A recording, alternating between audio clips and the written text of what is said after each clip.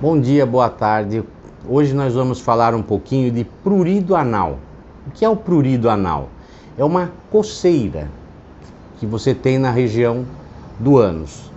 E é uma patologia muito difícil de tratamento, porque existe primeiro a idiopática, que sempre que o médico fala que é idiopática, você não encontra a causa, ou a causa identificável, que seria a causa secundária. E vocês vão ver depois a relação de doenças que podem causar o prurido anal, como ela é grande. Então você tem que ter um grande conhecimento. E o sucesso do tratamento depende do diagnóstico correto. O que se sabe inicialmente, para dar uma introdução, é que pacientes com prurido geralmente têm uma coexistência de doenças anais, como hemorroidas ou fissuras, em até 75% das vezes. E um outro fator importante é que o coçar pode causar uma lesão cutânea e aumentar o prurido nessa região, porque às vezes o feedback para os centros superiores é insuficiente para inibir a coceira. Mas agora nós vamos falar das causas.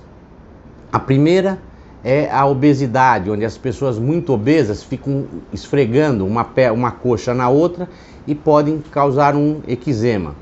O uso de roupas apertadas e o aumento da pilificação, ou hirsutismo. Outras que a gente já citou anteriormente, as doenças anais, como hemorroida, fissura, fístula e prolapso mucoso. Outro, os antibióticos. Essa aqui que eu vou falar agora é de extrema importância, o uso de papel higiênico, tanto para quem usa pouco, como para quem usa em excesso, porque o papel higiênico vem de madeira.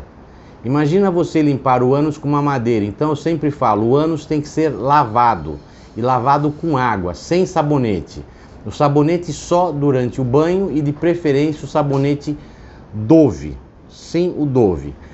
Esses pacientes que tentam se limpar muito ou que se limpam um pouco, podem ficar com uma sujidade fecal, e essas fezes, juntando o ácido do períneo com o básico das fezes, causa sal mais água. Então esses pacientes ficam com uma salmoura anal e tem um quadro de coceira, e geralmente com eczema.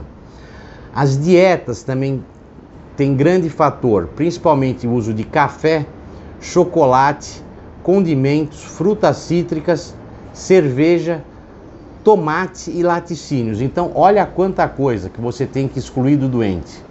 E para isso você tem que ter uma história de exame físico completo. Outro fator importante, a diarreia. Pacientes com diarreia podem apresentar quadros de prurido anal.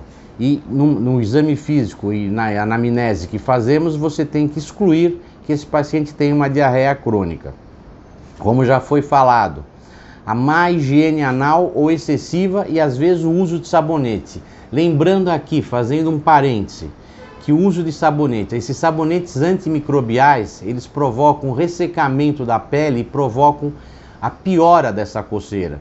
Então tem que ser geralmente o sabonete umectante, e no caso que eu indico é o Dove, Dove branco, sem perfume nem nada.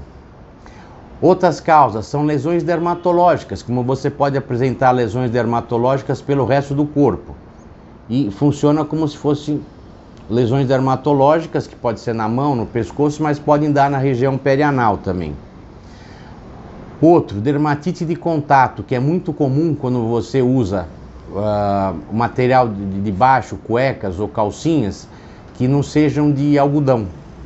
A lycra ou aqueles outros tipos podem provocar o prurido anal. Bom, então depende da história e do exame físico, que tem que ser extremamente detalhados, e o médico tem que ter um vasto conhecimento. O que acontece é que muitas pessoas veem pior desse prurido anal, porque ele já vem com um quadro de eczema, quando aí temos que prescrever pomadas tópicas com uso de corticoides, porque eles usam uma medicação que é um genérico de várias medicações e pioram a coceira e o eczema. Um outro fator importante que é muito comum e que eu vi muito é o chá de picão, é o famoso chá de picão para quem operou hemorroida. Esses pacientes aqui, eles, no pós-operatório de cirurgias orificiais, eles costumam usar um banho de assento com chá de picão, e muito frequentemente isso aqui causa um prurido anal. Outro fator importante a ser pesquisado, os sintomas, doenças sistêmicas, como uremia, icterícia, uso de antibióticos, tem que se afastar tumores da região perianal também. E agora, finalmente, o tratamento. É que ele é direcionado geralmente não sempre, em relação ao diagnóstico que foi feito. Mas geralmente existe um eczema, como já falei, daí o uso de corticoides. Outro fator importante, eliminar agentes de contato, como papel higiênico, sabonete.